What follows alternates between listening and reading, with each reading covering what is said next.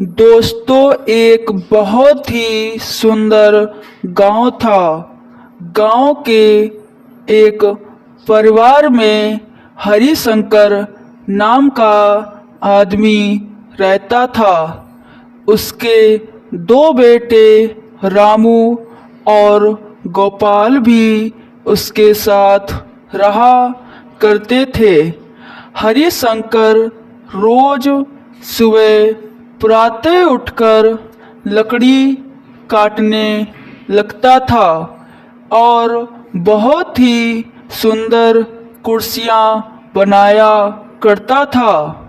उसके बाद वह शहर में जाकर कुर्सियाँ बेचता था।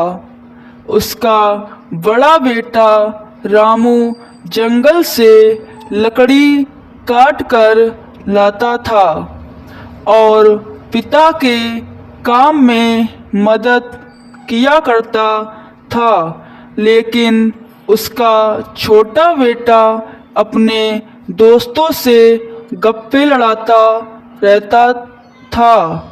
एक दिन उसके पिता छोटे बेटे से कहते हैं कि अब मुझसे काम नहीं होता, अब तुम कुर्सियाँ बनाने का काम करो।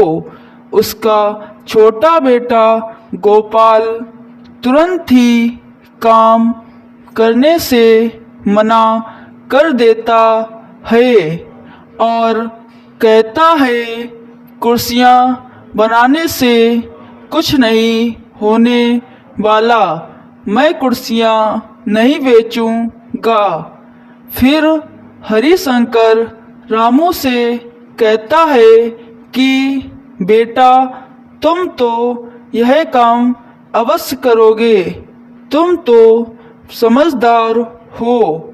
हाँ पिताजी, मैं यह काम अवश्य करूँगा और मन लगाकर काम करूँगा।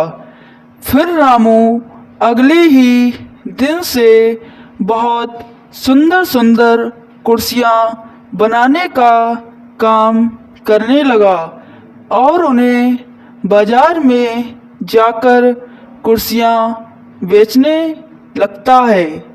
फिर वहाँ पर एक बूढ़ी दादी कुर्सी खरीदने आती है। तब दादी रामू से कहती है, बेटा, मुझे अच्छी कुर्सी देना जिस पर मैं आराम से बैठ सकूं। और कहती है कि मेरे पास आज रुपए भी नहीं है, कल दे देंगे। फिर रामू कहता है कि कोई बात नहीं, आज मेरा पहला दिन है, आज मैं आपको एक कुर्सी फ्री में दे दूंगा। फिर दादी कुर्सी लेकर आ जाती हैं। रामू कुर्सी बेचकर घर आकर पिताजी को पैसे देता है और कहता है, पिताजी, आज पहले ही दिन के कारण कम पैसे हो पाए, अभी अच्छा व्यवहार लोगों के साथ नहीं बन पाया। कोई बात नहीं बेटा, तुम लगे रहो, अच्छे पैसे कमाने लगोगे, मेहनत करते रहो। ऐसे रामू रोज कुर्सियाँ बनाता और उन्हें बेचने जाता।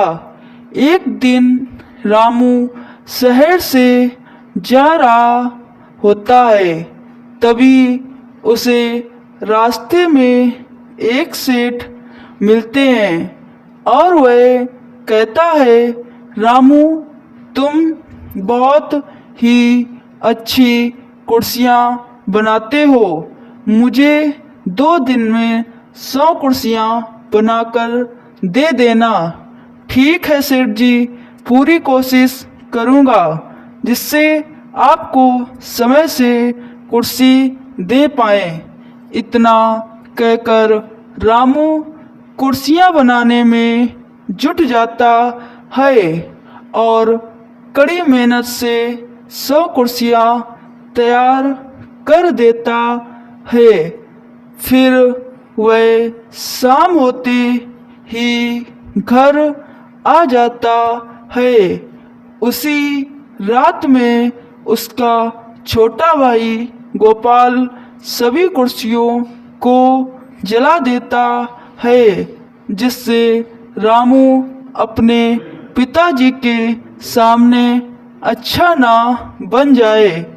फिर सुबह होते ही रामू के पास फोन आता है। उसे पता चलता है कि उसकी बनाई हुई सारी कुर्सियाँ उसके छोटे भाई गोपाल ने जला दी हैं। फिर रामू तुरंत ही जाकर अपने पिताजी को सारी बात बताता है। पिताजी गुस्से में आकर गोपाल को मुक्के मारने लगते हैं। फिर रामू बताता है, पिताजी मैंने अपने दोस्तों के कहने पर यह काम किया था। उन्होंने कहा पिताजी रामू को सारी संपत्ति दे देंगे। फिर पिताजी उसे समझाते हैं कि ऐसा नहीं है, तुम दोनों मेरे लिए बराबर हो। उसके बाद दूसरे ही दिन से रामू और गोपाल साथ में मिलकर कुर्सियाँ बेचने लगे।